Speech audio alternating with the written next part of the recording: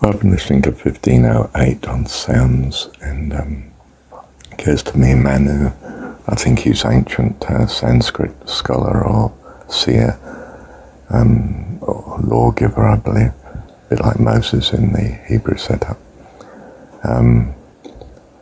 If you know my language, you know my God.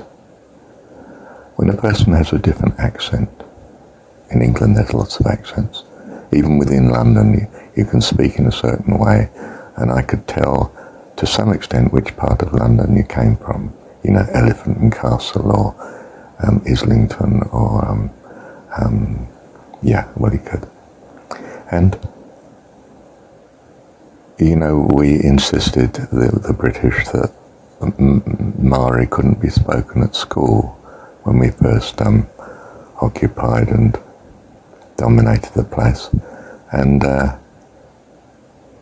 what we did was, I don't know if we realised it or not, but fundamentally we were saying, we don't want your culture, your view of reality and so on.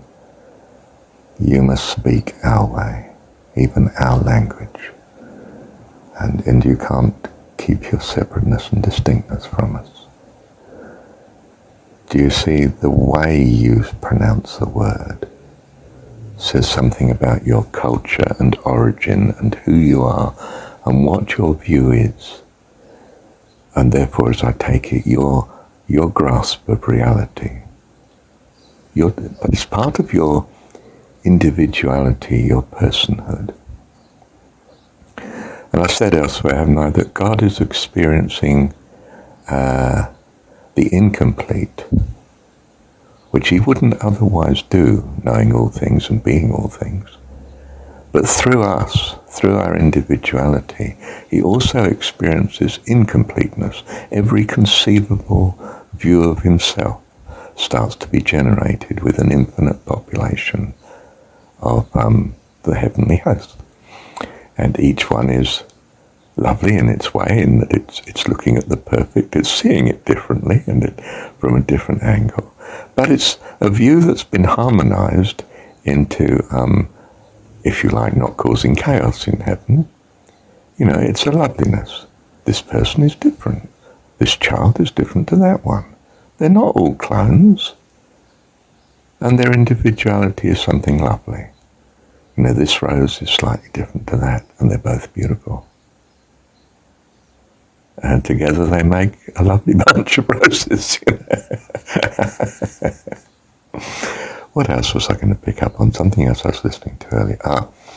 No, from last night's chat, my friend Tenzin, a Buddhist persuasion, it dawns on me from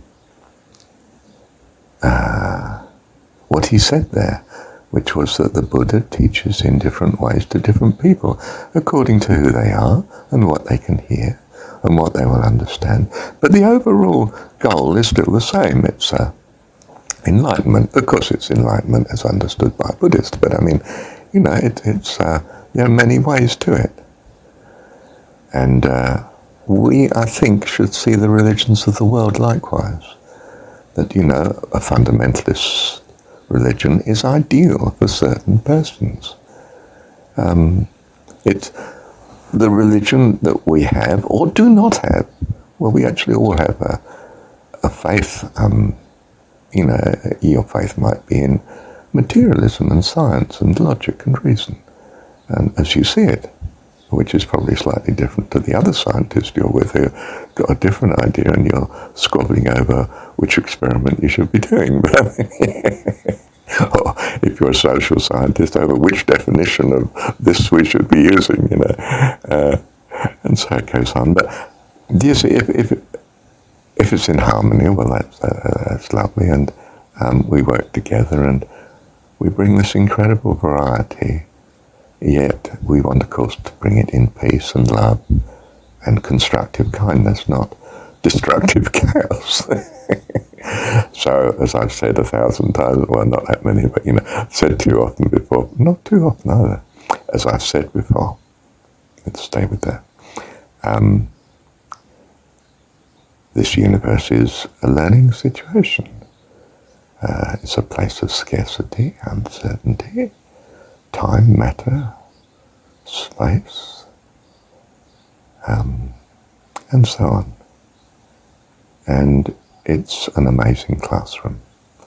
And it's schooling us. Yes, it changes and adjusts our personal view of God. We're changing all the time in that sense. Our values, our view is being affected by our experience and what we're learning, which is part of our experience, of course. You know, when you formally teach me, as opposed to when I find out myself by doing practice. We're changing and adjusting.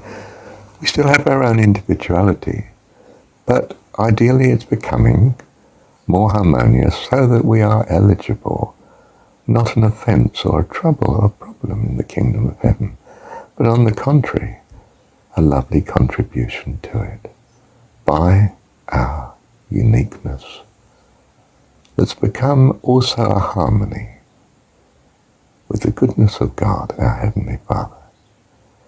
And so he relaxes with us and delights in us in heaven, the work of his hands, his family, his joy, our joy too. Wonderful. Love you, Heavenly Father. And we love all the host of heaven, and all the host of heaven love us. Love you and love me. And they do already, just that we're not adults yet and fully au fait with what's going on. We're always charging off with some other theory, and perhaps this is one such other theory, of course. I mean, you know, I'm still here, feet of clay. I don't know how long for, I'm 74 now. And I imagine I'm going to live to 220, but I don't need to, do I? And what would be the point if it's not in some sense necessary? You know, I mean, God doesn't have to do things through me, does he? He's God. He only does it through me because he loves me and sees this as the best thing for me. But he can love and care for you through anything he chooses.